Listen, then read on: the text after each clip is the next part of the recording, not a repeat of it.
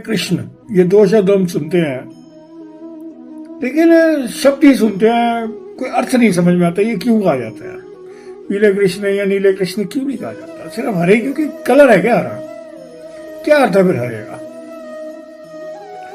एक इस्कॉन के फॉलोअर है काफी सालों से और क्लासेस भी अटेंड करते हैं और प्रवचन भी सुनते हैं। उससे भी मैंने कहा हरे कृष्ण कहते हैं क्यों, तो कृष्ण जी हरे कपड़े पहनते थे, या हरे से उनका क्या संबंध है, पीले या नीले से कोई संबंध नहीं उनका। आंसर नहीं मिला मुझे। हरे कृष्ण का अर्थ होता है कि कृष्ण जी का बताया हुआ मार्ग, अगर उस पे आप चलोगे तो कृष्ण जी आपके जीवन से सारे दुख दर्द परेशानियां चिंताएं टंटेबाजी बीमारियां सब हर लेंगे। इस आपके जिंदगी से इन चीजों का अपहरण कर लेंगे, आपके पास ये चीजें आएंगी नहीं। जी हाँ, इतना सिंपल अर्थ है इसका। और श्री कृष्ण जी ने कौन सा मार्ग बताया है, कोई बहुत बड़े मार्ग नहीं बताया कि सुबह 5 बजे उठो, टल्ली बजाओ, भक्ति करो।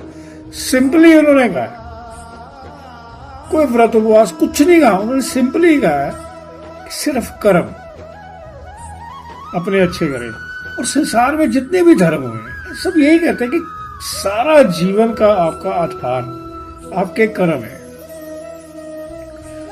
अब श्री कृष्ण जी आपके सारे दुख दर्द छीनने को तैयार हैं, मीन्स आपके ऊपर कवच बनने को तैयार है, लेकिन उनकी जो शर्त है कि आप कर्म अच्छे करें। तो कर्म अच्छे इंसान को समझ नहीं आता कि बुरे कर्म क्या है। इंसान समझता बुरे कर्म है कि जैसे चोरी कर ली, डकैती डाल ली, कहीं पे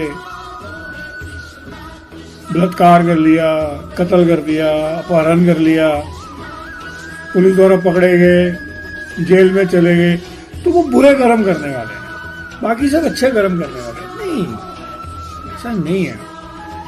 बुरे कर्मों का अर्थ होता है कि आपकी वजह से कोई आपको गाली ना निकाल पाए मन में, मीन्स आप किसी को दुख ना दें, जरा सा भी दुख ना दें, और हर अतिथि का आत्मसम्मान करें।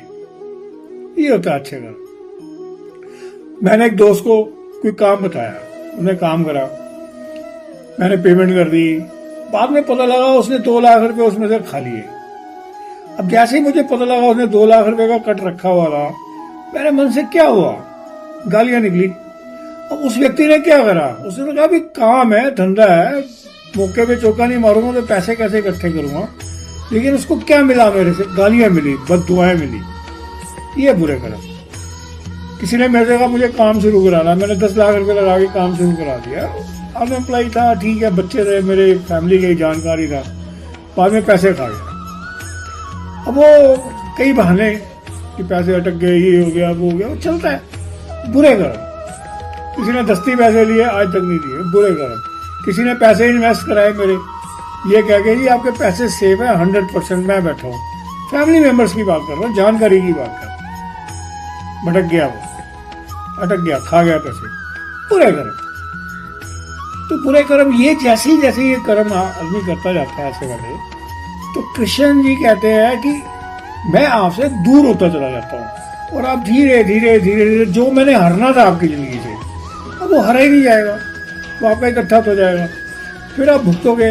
कोई जीवन के 56 साल के बाद जो 8-10 साल 15 साल का जीवन बचता है, उसमें क्या होता है, और रोते रहोगे, आवाज चीखें निकलेंगी, पैरालिटिक हो जाओगे, 2-4 साल बेड पे पड़े रहोगे, रोओगे दिन रात। बच्चे भी कहेंगे कब मरेगा बुढ़ा, तो जागरण कराएंगे। कोई आपकी तरफ ध्यान ही नहीं देगा, आप सिर्फ रोओगे, आपकी आंखों से सिर्फ आंसू निकलेंगे। और देखता हूँ मैं अपने आसपास 5-5 साल 6-6 साल से रोते हुए गए हैं, कुछ आज भी बिस्तर पे पड़े और कोई तैयारी में है, क्योंकि इनको लोगों को मैं जानता हूँ। तो कृष्ण जी कहते हैं सिर्फ कर्म मैं हर लूंगा, हर दुख दर्द तकलीफ बीमारी हर लूंगा, दूसरा कोई रास्ता नहीं है आपके पास। हरे कृष्ण हरे कृष्ण हरे कृष्ण।